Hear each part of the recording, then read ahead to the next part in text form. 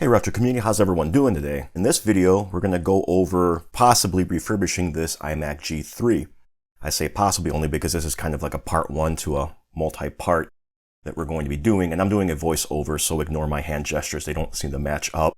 But this particular iMac has some issues, as you can see, cracks in the upper right corner, although for you it's the upper left, and the other side as well. So yeah, here's a closer look. It extends right there, and we'll move to the other side in a little bit here. But this is a problem because this inner bezel is what the CRT attaches to, and that's roughly where the mounts are, unfortunately. So it's going to be an issue refurbishing this thing, especially since you can't get replacement parts for this anymore. You might get lucky and find some new old stock online somewhere. It's usually just going to be used parts, which are going to have the same issues with the ABS plastic being very brittle and all of that. And yeah, it's not going to be fun. But this is my introduction into MARCHintosh, my contribution anyway. So this iMac is a 2000 model from the summer. It's got a 500 megahertz G3 in there. Came with 128 megs of RAM. I don't know how much is in this model here. It also came with a 30 gig hard drive, which is no longer installed, and it has a Rage 128 Pro with 8 megabytes of RAM.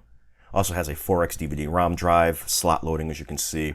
I'm using the keyboard and mouse from the iMac G4 since this one did not come with either. So let's go ahead and take a look at the rest of the system here, the rest of the case. And I mean, the rest of the shell, for the most part, is in pretty good shape. Some minor blemishes here and there, but you know, the back housing is in good shape. There's some dust inside, you can see.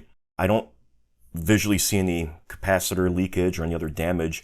I might have to take a closer look if I feel brave enough opening this up completely. Like I said, that front inner bezel is holding the CRT in place, and I'm concerned that if I remove the back housing, that could crumble and nothing will be there to hold it in place, and then I won't have anything that I can use in its place.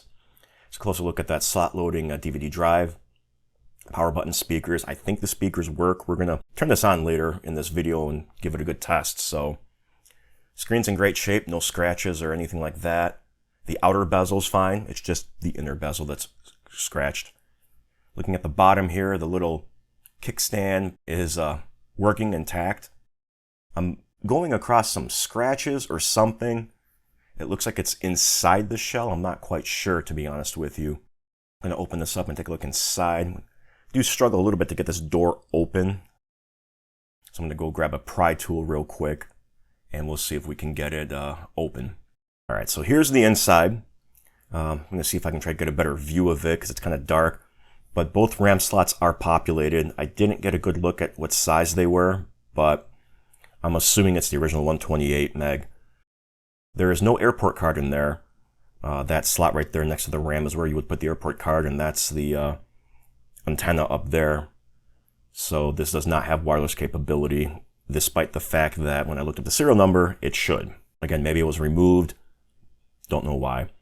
Here are the ports: FireWire, micro in, speaker out, modem, Ethernet, and USB 1.1. There's the power connector, as well as a look at the back.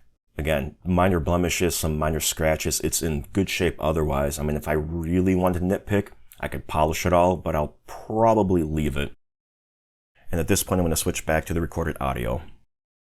I guess what we can do first is we'll just plug it in and turn it on to see if it works. I don't believe this has any reefa caps or anything like that inside to worry about, and if it does, well, guess we'll find out.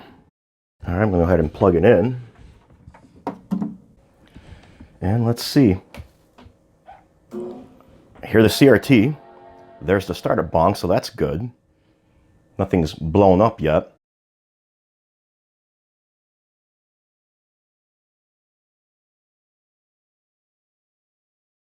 The flicker is the refresh rate of the camera, not adjusted to the refresh rate of the Mac. I don't know if I can really do much about that. But as you can see, there is the blinking folder icon. Designating that there is no bootable volume inside. So yeah, like I said, there's no hard drive in there, so we'll probably have to put one in there CFID adapter, something like that. Now, my main concern with the bezel, the inner bezel, is I believe the CRT is actually mounted to that. And right where the cracks are typically where the mounts are going to be for the tube itself. That's kind of frightening, because if I take this apart and this crumbles, I have nothing to support the CRT. And I guess the project is dead in the water unless I can find, like I said, a new old stock inner bezel, or maybe I can find a 3D printed one online somewhere. I don't have a 3D printer, so I can't make one myself. And even if I did, I probably wouldn't have one large enough. But we'll see what I can do with it. As janky as it may be, I might be able to just tape it up just to keep the pieces together. I've got some ABS glue somewhere, so I might be able to get some of these little pieces back together. And like I said, hopefully the mounts aren't completely destroyed. If they are, I'll have to figure something out. But yeah, that's going to be the project for MARCHintosh. If you guys have any tips or suggestions or leads on an inner bezel, let me know. As long as it's not like super expensive, you know, I'm in for that. Yeah, let me know what you guys think. Otherwise, I'll catch y'all later.